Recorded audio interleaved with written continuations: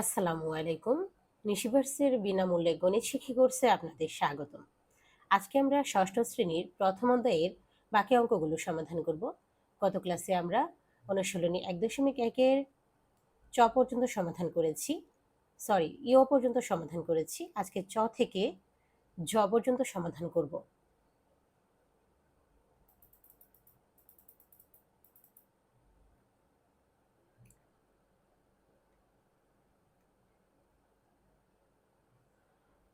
চতে দেওয়া আছে 102,05,708। এই যে চলো আমরা গত ক্লাসগুলো খুবই বিস্তারিতভাবে করেছি, যে কারণে এখন শুধু আমরা সমাধান করব। গত ক্লাসগুলো দেখে তারপর আপনারা এই ক্লাসটা দেখবেন, তাহলে আপনাদের বুঝতে সুবিধা হবে। তাও আরেকবার রিভিউ করে নিচ্ছি। আমরা যখন এক অঙ্কের হাজার লিখি তখন হাজারের নিচে লিখি, কিন্তু দুই অঙ্কের হাজার লিখলে আমরা এই দুটো ঘর একসাথে লিখি। অযুত এবং হাজার, দুই অঙ্কের হাজারে বাম দিকের সংখ্যা অঙ্কটা হচ্ছে অযুতের ঘরে বসবে, ডানেরটা হাজারের ঘরে বসবে। দুই অঙ্কের লক্ষ লিখলে নিযুত এবং লক্ষের ঘর এই দুটো মিলিয়ে লিখি। এখন আমরা তো জানি প্রত্যেকটার নিচে একটা একটা অঙ্ক বসবে, একটার অধিক অঙ্ক কোথাও বসবে না। যেমন হচ্ছে এখানে 5 বসতে পারে, কিন্তু 50 বসতে পারে না। তেমনই ভাবে এখানে 3 বসতে পারবে, কিন্তু 33 কখনো বসতে পারবে না। 33 বসতে হলে একটা অযুতের ঘরে বসবে, একটা হাজারের ঘরে বসবে। তাহলে এখানে যেহেতু আছে 102,05,000, 102 কোটিটা আগে দেখি, আমরা কোটির কাজ আগে করব।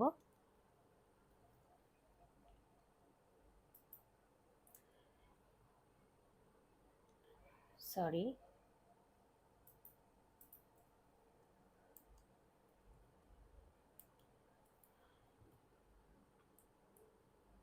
102 কোটি। 102 কোটি লিখতে আমাদের কয়টা ডিজিট দরকার হচ্ছে? 3টা। 102, তাহলে কি আমরা কোটির নিচে তো একটা ডিজিট বসাতে পারবো, একটা অঙ্ক বসাতে পারবো। তাহলে বাকিগুলো কোথায় যাবে? বাকিগুলো যাবে বাম দিকে। যত কোটি হোক, কোটির নিচে একটা অঙ্ক বসিয়ে এর বাম দিকে আমরা লিখতে পারবো। যত কোটি ইচ্ছা তত কোটি। তাহলে আমরা 102, এই দুইটা থাকবে কোটির নিচে, 102 কোটি। এখন হাজারের কাজ চলে এসছে।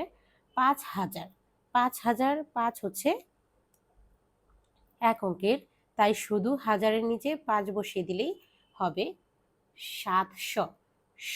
700 কিভাবে লিখে? 7 দিয়ে।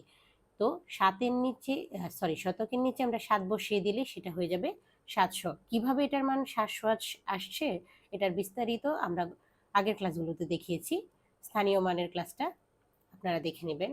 8 বসবে এককের ঘরে। এখন যারা ষষ্ঠ শ্রেণীর শিক্ষার্থী, তোমরা কথায় লিখে নেবে যে কথায় প্রকাশিত সংখ্যাটিকে অঙ্কপাতনের পর দেখা যায় যে নিযুত, লক্ষ, অযুত এবং দশকের ঘরগুলো খালি। সুতরাং এই ঘরগুলোতে আমরা শূন্য বসালে সংখ্যাটি পাবো। এই ডেসক্রিপশনটুকু তোমরা খাতায় লিখবে, তারপর হচ্ছে এটার সবগুলোর নিচে শূন্য বসাবে।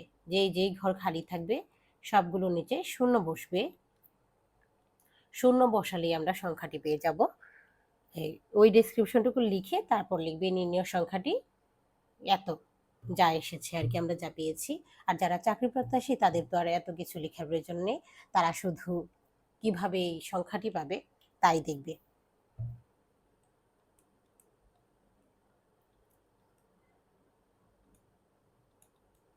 নির্ণয় সংখ্যাটি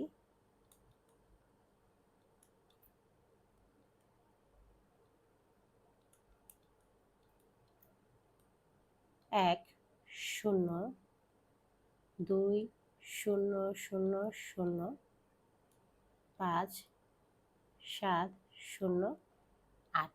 দেশীয় সংখ্যা গঠন রীতিতে আমরা জানি ডান দিক থেকে হিসেব করতে হয়। ডান দিক থেকে 3 ঘর পরে একটা কমা বসে, তারপর 2 ঘর পরে কমা বসে, আবার 2 ঘর পরে কমা বসে। এভাবে যত 2 ঘর থাকবে আমরা কমা বসাতে থাকব। তাহলে কত আসছে দেখুন, একক, দশক, শতক 708। 5,000, লক্ষের ঘর খালি, দেখুন এখানে কিন্তু লক্ষ নেই। 102 কোটি, কোটিটা আসছে কোথায়? এখানে।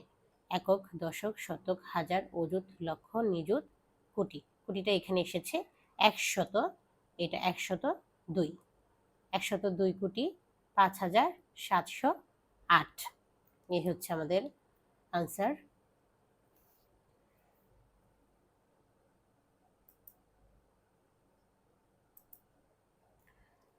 এখন আমরা 6 নাম্বারটা সমাধান করব। এটা ছিল চ, নাম্বারিং করতে ভুলে গেছি, এটা চ ছিল।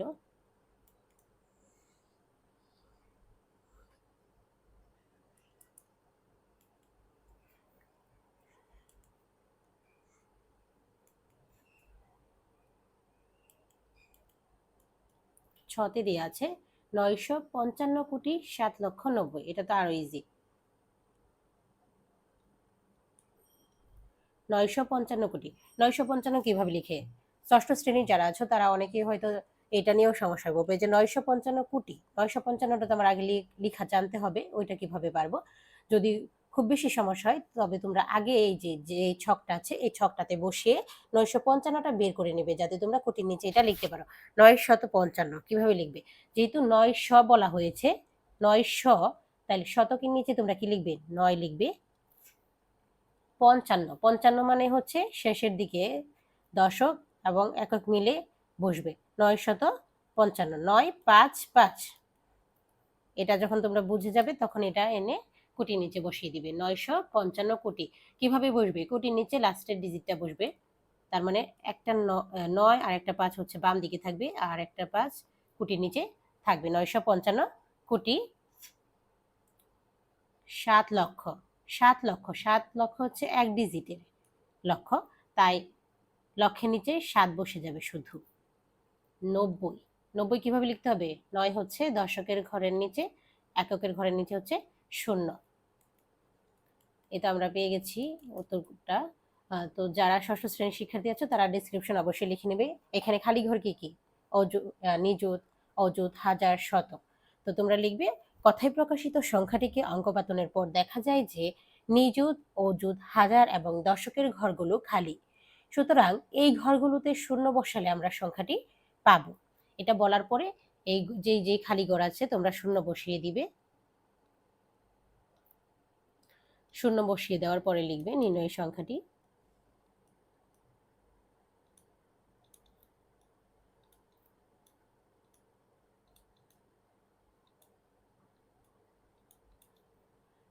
নির্ণয় সংখ্যাটি 955070009। এখন দেখো ডান দিক থেকে 3 ঘর পরে কমা, ডান দিক থেকে 2 ঘর পরে কমা, আবার 2 ঘর, আবার 2 ঘর। একক, দশক, শতক, হাজার, অযুত, লক্ষ, নিযুত, কোটি। কোটি এসেছে এই যে 5-এর ঘরে, তাই এই সবটা হচ্ছে কোটি। এখান থেকে আবার গুনবে, যদি তুমি এটুকু কত এটা ধরতে না পারো আবার গুনবে। একক, দশক, শতক, 955, 955 কোটি।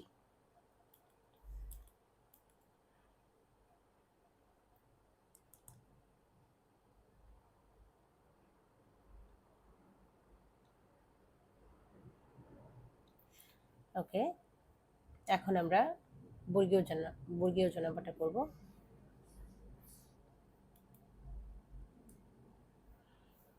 3,500 কোটি 85,921। প্রথমে আমাদের 3,500টা বের করতে হবে, কারণ এটা হচ্ছে কোটির নিচে বসাতে হবে। 3,500 যদি তোমরা বের করতে না পারো তাহলে প্রথমে এখান থেকে বের করে নিবে। 3,000 বলেছে তাই 3 বসবে হাজারের ঘরের নিচে। 500 কোটি, 500 যেহেতু 5টা বসবে কোথায়? শতকের ঘর, শ। আর এই যে ডান দিকের ঘরগুলো খালি থাকলে শূন্য বসাতে হবে। বামের দিকে শূন্য বসিয়ে তো কোনো কাজ নেই, তাই ডান দিকে শুধু আমরা শূন্য বসিয়ে দিব। এই যে 3500 মানে হচ্ছে 3,500, এটা লিখতে হয় 3500। এই 3500 আমরা কোটির ঘরে এখন বসিয়ে দিব। 3500, এই হচ্ছে 3,500 কোটি 85 লক্ষ। 85 লক্ষ, 85টা কিভাবে লিখতে হয়? 8-5 মানে কি 2 অঙ্কের না? 8 এক অঙ্ক, 5 হচ্ছে আরেকটা অঙ্ক, তাই 8 বসবে হচ্ছে নিযুতের ঘরে, 5 বসবে লক্ষের ঘরে। এই 2 ঘর মিলিয়ে হচ্ছে 85 লক্ষ। তারপরে কি 921, 900 শতকের ঘরের নিচে কি বসবেন 9, 21 লাস্টের এটা 21-এর 2 বসবে হচ্ছে দশকের ঘরে, 1 বসবে এককের ঘরে। এটুকু লেখার পরে ষষ্ঠ শ্রেণীর শিক্ষার্থী যারা আছো তোমরা লিখবে কথায় প্রকাশিত সংখ্যাটিকে অঙ্কপাতনের পর দেখা যায় যে অযুত এবং হাজারের ঘরটি খালি, তাই অযুত এবং হাজারের ঘরে শূন্য বসালে আমরা সংখ্যাটি পাবো। তারপর এই দুটোর নিচে তোমরা শূন্য বসিয়ে দিবে। অতএব কি নির্ণয় সংখ্যাটি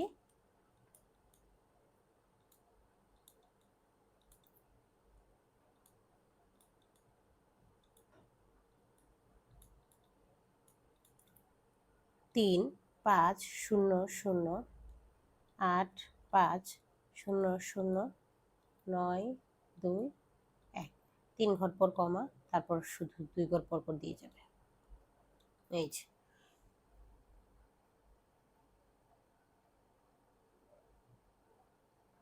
3,500,85,921। এই পর্যন্ত আমাদের হচ্ছে দেশীয় সংখ্যা গঠন রীতির অঙ্কে লেখার যে নমুনাগুলো ছিল সবগুলো শেষ। এখন আমরা করব, এটা হচ্ছে আন্তর্জাতিক গঠন রীতিতে হবে। কিভাবে বুঝবে যে এটা আন্তর্জাতিক গঠন রীতিতে হবে? দেখো 50 বিলিয়ন, আমরা কি জানি বিলিয়ন মিলিয়ন এগুলো সবগুলাই হচ্ছে কিসের আন্তর্জাতিক গঠন রীতিতে। 50,301,538,000। দেশীয় সংখ্যা গঠন রীতির সাথে শুধু শতক পর্যন্ত মিল আছে, এরপরে হাজার, মিলিয়ন, বিলিয়ন কোনোটাই মিল নেই। আমরা দেশীয় তো দেখেছিলাম প্রত্যেকটা ঘরের নিচে সর্বোচ্চ একটা করে অঙ্ক লেখা যায়, কিন্তু এখানে পার্থক্যটা হচ্ছে হাজারের ঘরে আমরা 3 অঙ্ক পর্যন্ত লিখতে পারবো, 3-এর বেশি যাবে না। মিলিয়নের ঘরেও 3 অঙ্ক পর্যন্ত লিখতে পারবো, বিলিয়নের ঘরেও 3 অঙ্ক পর্যন্ত লিখতে পারবো। তবে হাজারের ঘরে 3 অঙ্ক পূরণ না হয়ে মিলিয়নের ঘরে যাবে না, মিলিয়নের ঘরে 3 অঙ্ক পূরণ না হয়ে বিলিয়নের ঘরে যাবে না, মানে 3 অঙ্ক এখানে পূরণ করতেই হবে। এখন দেখো 50 বিলিয়ন, 50 বিলিয়ন মানে কি বিলিয়নের যে 50 2 অঙ্কের লিখতে হয় 50, 50 আমরা শুধু বিলিয়নের নিচে লিখতে পারবো। 50 বিলিয়ন 301 মিলিয়ন, কত 301 মিলিয়ন। এই 3টা অঙ্কই হচ্ছে মিলিয়নের ঘরের নিচে বসবে। 538,000, 538,000 এই সবটাই হচ্ছে এখানে বসবে। এখন দেখো ডান দিকের ঘরগুলো যদি খালি থাকে ওইগুলোতে অবশ্যই কি বসাতে হবে শূন্য বসাতে হবে। এইগুলোতে আবার এক অঙ্ক করেই বসে, তাই একটা করে শূন্য বসবে। ক্লিয়ার? যারা হচ্ছে বুঝতে পারছো না অবশ্যই আন্তর্জাতিক গণনা পদ্ধতির যে ক্লাসটা আছে ওটা দেখে নেবে। এটাই হচ্ছে তোমাদের আনসার। এটাও সেম ভাবে লিখবা যে কথায় প্রকাশিত সংখ্যাটিকে অঙ্ক পাতানোর পর দেখা যায় যে শতক, দশক এবং এককের ঘরগুলো খালি, তাই ওই ঘরগুলোতে শূন্য বসালে আমরা সংখ্যাটি পাবো। তাহলে সংখ্যাটি কি দেখো, নির্ণেয় সংখ্যাটি 5,0,3,0,1,5,3,8,0,0,0। আচ্ছা, এখন এখানে আরেকটা পার্থক্য আছে। দেশীয় সংখ্যা গঠনে কমা বসানোর পদ্ধতিটা আমরা কি দেখেছি, প্রথমে হচ্ছে 3 ঘর পরে কমা, তারপর 2 ঘর পর পর কমা। কিন্তু আন্তর্জাতিক গঠন পদ্ধতিতে প্রত্যেকবারই আমরা 3 ঘর পর পর কমা দিব। দেখো কমা দেওয়ার পরে জিনিসটা একদম ইজি হয়ে গেছে। শতকের ঘর পর্যন্ত খালি, কিছুই ছিল না। এটা কি হাজারের ঘর না, এটা একক, দশক, শতক। হাজারের ঘর মানে কি 538,000। এটা হচ্ছে মিলিয়নের ঘর, আলাদা হয়ে যায় 301 মিলিয়ন। এটা হচ্ছে বিলিয়নের ঘর 50 বিলিয়ন। এই পর্যন্তই ছিল তোমাদের 1 নং এর সমাধান। ঝ পর্যন্ত আজকে শেষ হয়ে গেল। পরবর্তী ক্লাসে আমরা 2 থেকে আবার শুরু করব। তবে আরেকটা জিনিস তোমাদেরকে আমি দেখিয়ে দিচ্ছি এখানে, যেটা এখানে নেই কিন্তু পরীক্ষায় আসতে পারে অবশ্যই। যেমন এখানে আছে 50 বিলিয়ন 301,538,000। তবে কখনো যদি এরকম থাকে যে 50 বিলিয়ন 11 মিলিয়ন 5230।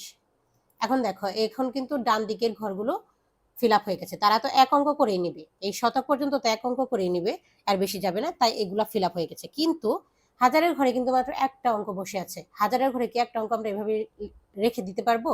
না। কারণ কি, এইটাতে 3 অঙ্ক ফিল আপ না হয়ে কিন্তু এটাতে যাওয়ার কথা না। তো এটাতে কিভাবে যাব? 3 অঙ্ক ফিল আপ করার জন্য এটার সামনে আবার 2টা শূন্য দিতে হবে। এই 2টা শূন্য না দিলে কিন্তু তোমাদের সংখ্যাটি গঠন করা ভুল হবে। আবার দেখো, মিলিয়নের ঘরে 2 অঙ্ক আছে না, 2 অঙ্ক লিখলাম, তখন কি করতে হবে? এটাকে 3 অঙ্ক বানানোর জন্য এটার সামনে আবার একটা শূন্য বসবে। এখন দেখো, তো তোমরা তো প্রশ্ন করতে পারো যে বিলিয়নের ঘরেও তো 3 অঙ্ক, তাহলে কি এখানে আমরা একটা শূন্য দিব? না। কারণ কি, বামের শূন্যের কোনো দাম নেই। এখানে শূন্য বসালে কি সংখ্যাটির মান পরিবর্তন হবে? হবে না। কিন্তু দেখো, আমরা যদি হচ্ছে এখানে শূন্য বসাই তাহলে কিন্তু সংখ্যাটির মান পরিবর্তন হবে। এখানে কি দিয়েছিলাম? 50। কিভাবে পরিবর্তন হবে দেখো তো।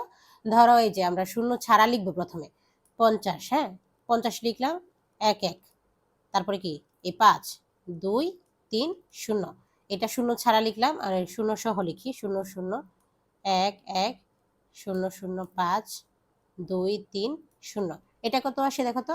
একক, দশক, শতক, হাজার, অযুত, লক্ষ, নিযুত, কোটি। এটা দেশীয়তে আমরা পার্থক্যটা দেখি, সমস্যা নেই। 5 কোটি পর্যন্ত এসেছে, তাই না? এটা দেখো তো, একক, দশক, শতক, হাজার, অযুত, লক্ষ, নিযুত, কোটি। 1 2 3 4, 5100 কোটি, আর এটা আসছে শুধু 5 কোটি। কত বড় পার্থক্য দেখেছো? এখানে যদি আমরা অন্যভাবে হিসাব করি, একক, দশক, শতক পর্যন্ত, তাহলে কি হবে? 115,050,230। 50,115,230 কোটি। বিলিয়ন পর্যন্ত যাচ্ছে না যদি আমরা শূন্য না দিই। আশা করি বুঝতে পেরেছ সবাই। যারা চাকরি প্রত্যাশী আছেন অবশ্যই জানাবেন আমার ক্লাসগুলো কেমন লাগছে। আর ষষ্ঠ শ্রেণীর শিক্ষার্থী, তোমাদের যে কোনো জায়গায় বুঝতে সমস্যা হলে অবশ্যই আমাকে জানাতে ভুল করবে না। আজকে এ পর্যন্ত। সবাই ভালো থাকবে, সুস্থ থাকবে। আল্লাহ হাফেজ।